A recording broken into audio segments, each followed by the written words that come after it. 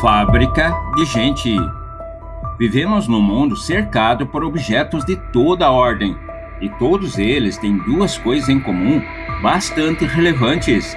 Precisam ser feitos sobre determinados fundamentos e sob a aplicação de melhores técnicas. Nossa civilização gerou o universo científico e tecnológico com um único propósito: produzir mais rápido, melhor, mais barato e mais eficaz esses objetos. Mas nesse frenesi, acabou negligenciando a fábrica mais importante, a fábrica do sujeito para quem eles são feitos, a fábrica de seres humanos, a família, a fábrica de gente.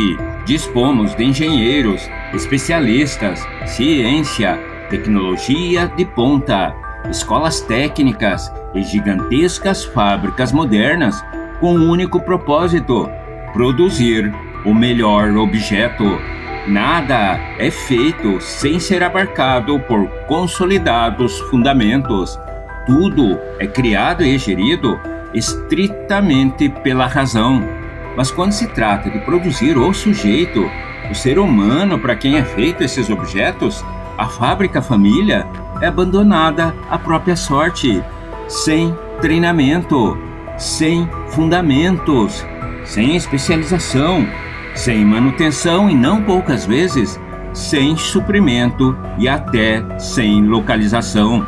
A família é gerada e mantida por amor, instinto e paixão, mas com quase nenhuma razão. É assim mesmo que tem que ser. Amor, instinto e paixão para a fábrica família é o suficiente?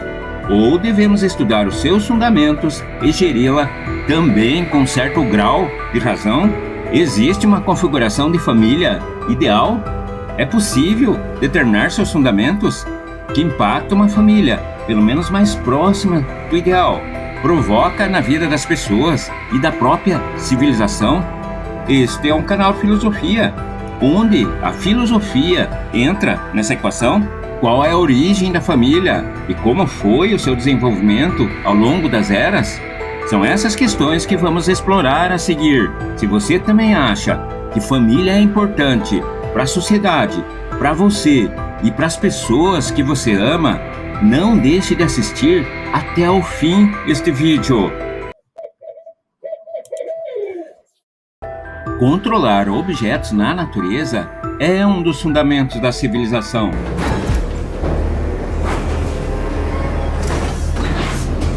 E nisso a civilização humana tem ido muito bem, obrigado. A partir da descoberta da utilidade da pedra lascada, iniciamos uma jornada infinita de fabricação de todo tipo de objetos. Passamos a dominar a pedra, o cobre, o bronze, o ferro e o aço, até chegarmos hoje na era da dominação do silício e do carbono. Nas fábricas, cada peça é meticulosamente desenhada, cada processo é rigorosamente controlado, cada detalhe é planejado com precisão absoluta para garantir qualidade e eficácia. Políticas de governo, centros de excelência, formação de profissionais de alto nível, tecnologia de ponta, investimentos astronômicos, com um único propósito: aprimorar a fábrica. Aqui impera a lógica da razão, aqui impera a razão da lógica. Mas existem outros fundamentos que também definem uma civilização. Eles ocorrem em outro tipo de fábrica: a fábrica de seres humanos, a fábrica família, a fábrica de gente. Esses fundamentos definem a forma de fabricar e preservar a nossa existência e a nossa essência. E sem estas, aliás, nem civilização existiria. Mas mesmo existindo desde o início da nossa gênese, sendo mais complexa, mais importante, muito mais importante, essa fábrica não tem usufruído do mesmo zelo. Tais fundamentos têm sido quase que completamente ignorados. Nesta fábrica, Não existem manuais de instrução ou protocolos rígidos. Com amor, instinto e paixão, sim, mas sem treinamento, sem investimento, sem apoio e não poucas vezes sem razão e até sem discernimento. Nos últimos milênios, desde o início da civilização, dela têm saído produtos de qualidade diversificada e que, infelizmente, para dizer o mínimo, nem sempre de alto padrão. A família é a primeira escola de valores humanos, mas curiosamente é onde menos aplicamos os princípios de eficiência e planejamento que tanto valorizamos em outras áreas para a manutenção de nossa civilização. O ambiente familiar molda a personalidade, as crenças, os valores, o perfil e o futuro de um indivíduo. O ambiente familiar molda a personalidade, as crenças, os valores, o perfil e o futuro da própria civilização. A família fabrica o ser humano, a família fabrica o cidadão, a família fabrica a humanidade, a família fabrica a civilização. No entanto, raramente abordamos a parte racional da sua formação com a seriedade que dedicamos à grande produção. Nos próximos minutos, mergulharemos no coração das fábricas de gente, as famílias. Vamos descobrir como, apesar da ausência de uma consciência coletiva sobre seus fundamentos, elas criam, sustentam e moldam o indivíduo sobre as incessantes tensões que lhes são impostas a todo momento pela civilização. Em Esparta, a família era moldada pela necessidade de um estado guerreiro. Desde cedo, as crianças eram inseridas em um sistema que valorizava a disciplina e a força coletiva acima dos laços familiares. Aos 7 anos, os meninos eram enviados para as agogês, as escolas espartanas, onde treinamentos rigorosos os preparavam para serem soldados disciplinados e resilientes.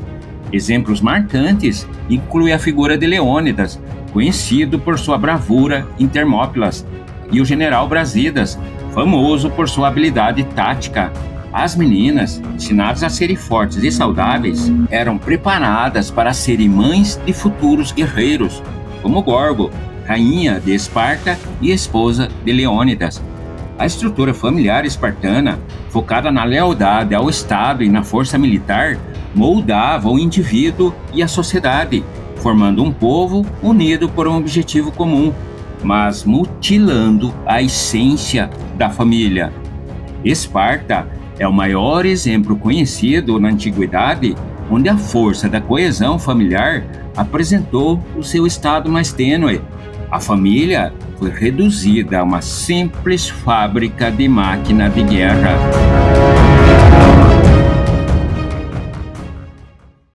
Na outra ponta estão os clãs, onde os laços familiares manifestaram sua intensidade máxima.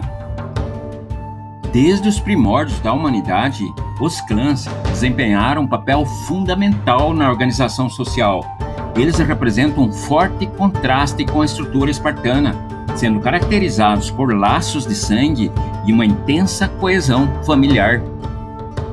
Ao longo da história, essas unidades familiares estendidas moldaram as sociedades de maneira contundente. Na antiguidade, antes de Cristo, os clãs celtas, como os pictos e os gaélicos, eram conhecidos por suas estruturas familiares extensa e sua profunda conexão com a terra. Eles não eram apenas grupos familiares, mas também comunidades que compartilhavam terras, recursos e tradições. Os clãs celtas desempenharam um papel crucial na defesa de seus territórios contra invasores e na preservação de suas culturas únicas. Na Nova Zelândia, os Maori preservavam tradições e conhecimentos ancestrais. Na América do Norte, os Cherokees e os Navarros mantêm heranças culturais únicas, com sistemas de clãs influenciando a sociedade e os rituais.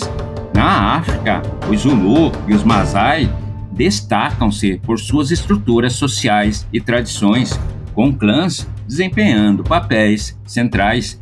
Na Ásia, os clãs japoneses, especialmente os Minamotos e os Taira, foram fundamentais na história feudal do Japão, influenciando a política e a cultura.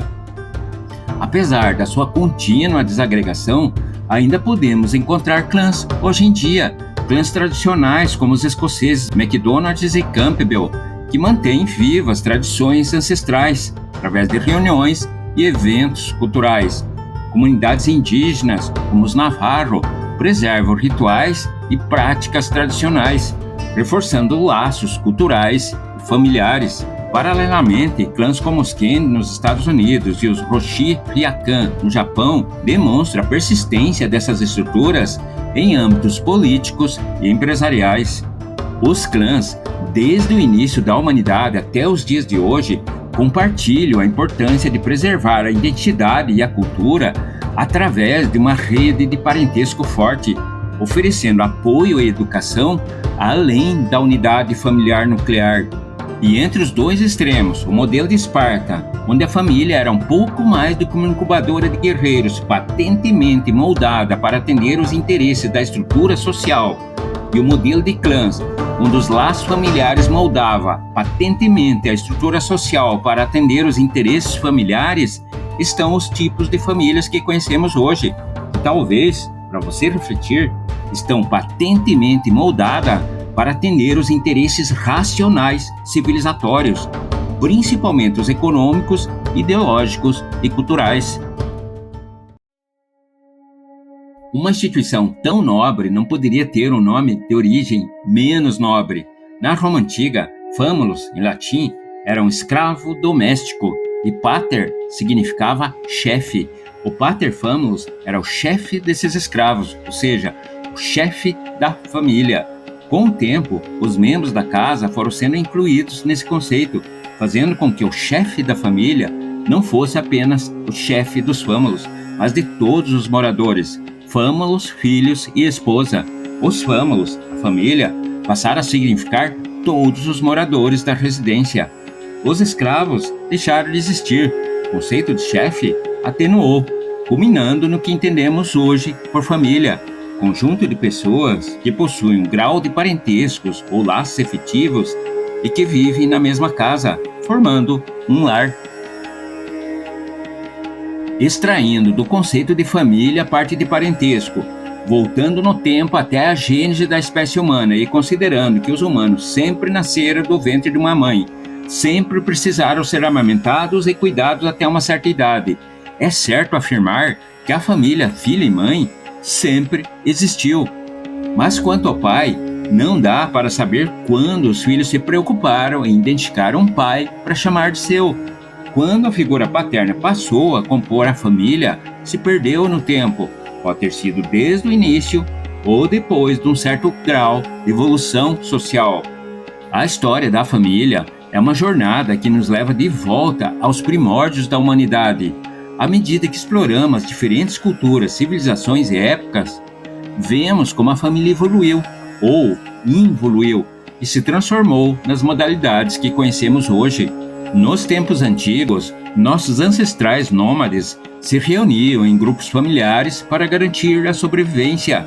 Essas famílias primitivas eram pequenas, compostas por pais, filhos e parentes próximos. Eles se apoiavam na caça, coleta e proteção mútua. Com o desenvolvimento da civilização, os propósitos naturais da família começaram a ser compartilhados por propósitos civilizatórios. Com o surgimento das grandes civilizações como a Mesopotâmia e o Egito, vemos a família desempenhar papéis diversos. No Egito, a família era vista como a base da sociedade e o casamento monogâmico era a norma. Na Mesopotâmia, as famílias estendidas eram comuns, com várias gerações vivendo sob o mesmo teto. A Grécia Antiga nos apresenta os conceitos como amor romântico e a família nuclear, que ganharam importância ao longo dos séculos. A influência grega se espalharia para todo o Império Romano, onde a família era patriarcal, com o pater exercendo autoridade sobre todos os membros, incluindo filhos casados além dos escravos. As religiões desempenharam um papel significativo na formação da família. O cristianismo, por exemplo, promoveu a cultura do casamento monogâmico e da família nuclear, pai, mãe e filhos, vivendo no mesmo lar e como a unidade central da sociedade. Esses valores cristãos moldaram a sociedade europeia por séculos, chegando aos dias atuais. Por outro lado, em algumas culturas islâmicas, o casamento poligâmico era permitido, levando as estruturas familiares mais complexas. Na Índia, a religião hindu influenciou a importância da família estendida, onde várias gerações viviam sob o mesmo teto. A Revolução Industrial, iniciada no século XVIII, trouxe transformações significativas para a família. As famílias migraram do campo para as cidades em busca de trabalho nas fábricas, alterando a dinâmica familiar. O papel da família como unidade econômica foi enfatizada, com todos os membros, incluindo as mulheres e até as crianças, tendo que contribuir para a subsistência. Esse modelo criou fortes tensões contra a unidade familiar, provocando o surgimento de uma classe média onde a família foi reduzida para um modelo de família nuclear ainda mais comum até os dias de hoje. No século XX, a família continuou a evoluir ou involuir, influenciada por mudanças sociais, econômicas e culturais. Os movimentos feministas desafiaram os papéis tradicionais de gênero, resultando em uma redefinição das responsabilidades familiares. Guerras, crises econômicas e avanços tecnológicos também moldaram a forma como as famílias interagiam e se organizavam. Hoje, as famílias são extremamente diversas em sua composição. A família nuclear, embora ainda mais comum, assim como ocorreu com os clãs, está sendo fortemente tensionada. Já é apenas uma das muitas formas. Famílias monoparentais, onde apenas um dos pais está presente, tornaram-se mais comuns, desafiando a ideia tradicional de uma unidade familiar. As famílias formadas por indivíduos sem laços biológicos também ganharam espaço, refletindo a crescente aceitação da diversidade nas relações familiares. A tecnologia e a globalização tiveram um impacto profundo nas famílias contemporâneas. Comunicação instantânea e redes sociais transformaram a maneira como as famílias interagem, mantendo laços mesmo à distância. Ao mesmo tempo, a mobilidade global trouxe novos desafios e oportunidades, com famílias frequentemente vivendo em diferentes países e culturas. Neste cenário contemporâneo, as famílias enfrentam desafios únicos: o equilíbrio entre trabalho e vida pessoal, a criação de filhos em um mundo digital e a gestão de relações familiares em um contexto de rápida mudança social são apenas algumas tensões civilizatórias enfrentadas pelas famílias hoje. Observando com uma lente romântica, a história da família é uma jornada fascinante através dos tempos. Desde suas origens humildes até a diversidade de estruturas familiares que vemos hoje, a família continua a ser uma parte fundamental de nossas vidas. Ela evoluiu e se adaptou a mudanças sociais, culturais e econômicas, refletindo a complexidade da experiência humana. A família é uma instituição resiliente, moldada por nossa busca por amor, pertencimento e conexão. Ela nos lembra que, independentemente de como é definida, a família é onde encontramos apoio, compreensão e um lugar para chamar de lar. Mas observando com a lente que capta a realidade fria dos fatos, a jornada da família é dramática. Tal jornada deixou de ser fascinante desde quando a civilização se tornou fascinante. Interesses bélicos, econômicos, ideológicos, entre inumeráveis outros nocivos à família, se consolidaram a tal ponto que viraram valores culturais. A desagregação da família por interesses civilizatórios, ou melhor, anticivilizatórios, se tornou culturalmente aceitável. A ponto de ser aceitável a desagregação até da menor delas, a família nuclear. Em Esparta, A família não era muito mais do que uma fábrica de máquinas de guerra. Hoje, não muito mais do que uma fábrica de máquinas econômicas. A máquina civilização vem tentando transformar a família numa simples e precária fábrica de engrenagem. Com a vertiginosa evolução da civilização que estamos presenciando hoje, em que tipo de máquinas ela transformará nossos netos amanhã? Um dos fundamentos para considerar um ser como ser civilizado, apresentado neste vídeo pela Sofia, é controlar os entes da realidade ao seu propósito. Tanto a civilização como a família são entes da nossa realidade, e nós somos seres civilizados. Portanto, conforme apresentado neste vídeo, podemos controlar ambos ao nosso propósito, desde que elevemos o nosso nível de consciência dos seus fundamentos. E é essa a função da filosofia. Nos próximos minutos, vamos apresentar conceitos de filosofia que explicam alguns fundamentos importantíssimos na relação do indivíduo, família e civilização. Filosofia, processo de evolução do estado de consciência do conhecimento. Conhecimento, apreensão e impressão da forma, o puro sentido aristotélico, com que a inteligência imprime os entes, os seres da realidade. O indivíduo, a família e a civilização são entes, seres da realidade impresso por esse processo. Nós temos a inteligência necessária, mesmo que sob determinadas limitações, para também imprimi-los.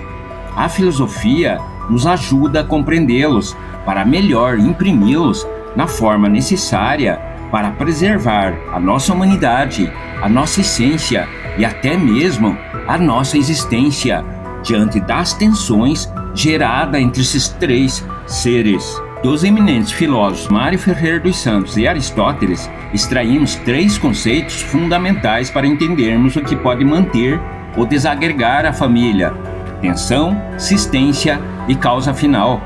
Você, mesmo que inconscientemente, já percebe esses três conceitos em toda parte: na civilização, na família e em você. Na civilização, tomemos um avião como exemplo. A causa final é o propósito do porquê o avião existe. Sistência é a coerência, a coesão, a harmonia que ele precisa preservar para resistir às tensões impostas pelo ambiente e conseguir cumprir o seu propósito, sua causa final, levar os passageiros do ponto A ao ponto B com segurança. Essa palavra sistência parece estranha, mas ela é bastante comum. Para você, a causa final é o ou os propósitos da tua vida. Assistência é a regularidade que você precisa manter para atingir os seus propósitos. E a atenção é tudo aquilo que tem o potencial de desagregar a tua assistência e desviar do teu propósito, da tua causa final. Na família, causa final é o propósito do porquê a família existe. No meu entender, promover e perpetuar o bem viver do ser humano. Sistência é a essência que a família precisa preservar para promover a sua causa final, o seu propósito. Tensão são dadas pelas forças que tendem a corromper a sua integridade, a sua essência, a sua sistência. Necessidades ou interesses profissionais, mau hábitos pessoais, redes sociais, vícios, ciúmes, futilidades, egoísmos, ganâncias, falta de empatia, intolerância, vaidades, pouca educação, cultura degradante, imaturidade de pais, filhos rebeldes, delinquência social, inépcia do Estado, paixões descontroladas, são algumas de uma infinidade de tensões civilizatórias e individuais que atentam contra a assistência da família, mutilando a sua capacidade de realizar o seu propósito, a sua causa final. Mas somos agentes inteligentes e conscientes. Faz parte da nossa essência a faculdade de filosofar. Com tantas tensões impostas à família, para salvá-la, precisamos evocar essa faculdade, precisamos elevar o nível de consciência da causa final da família, da sua assistência, das suas tensões, dos seus fundamentos. Como todo ser, exceto o Supremo, filosoficamente falando, a família compõe e é composta por seres. Entre outros, ela é composta pelo ser humano, o seu propósito individual. Integra o ser social, o seu propósito coletivo. E é o ser família, o seu propósito individual e coletivo. Cada um deles com suas respectivas causas finais, gerando todo tipo de tensão na família.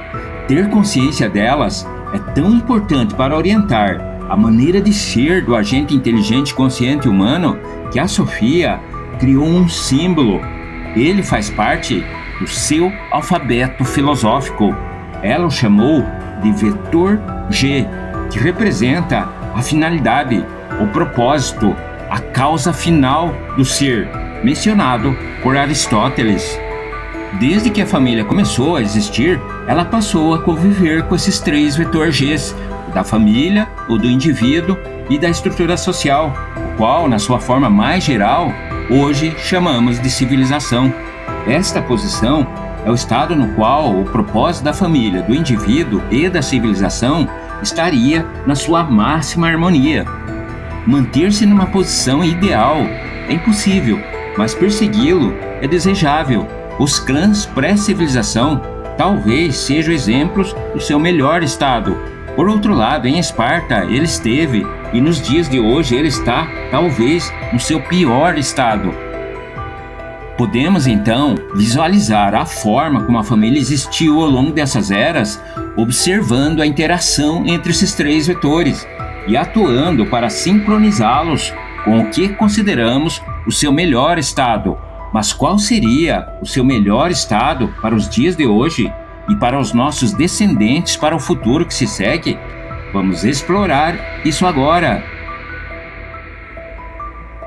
Somos agentes inteligentes e conscientes, essência que nos permitiu contornar as tensões impostas pela natureza e, mesmo com inferiores recursos físicos, prevalecer sobre todas as outras espécies.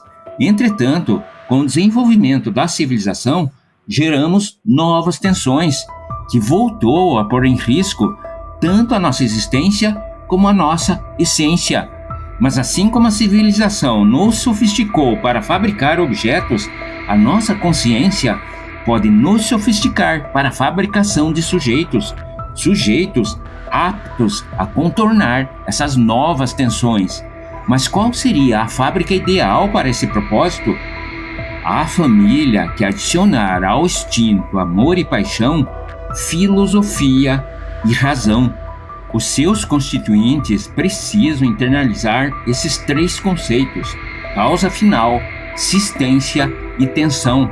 E os 3 seres, indivíduo, família e social, ou melhor dizendo, civilização, e considerá-los na sua maneira de ser, nas suas relações e nas suas decisões. Elevar o reconhecimento da família como uma instituição vital, tanto para o indivíduo quanto para a própria civilização.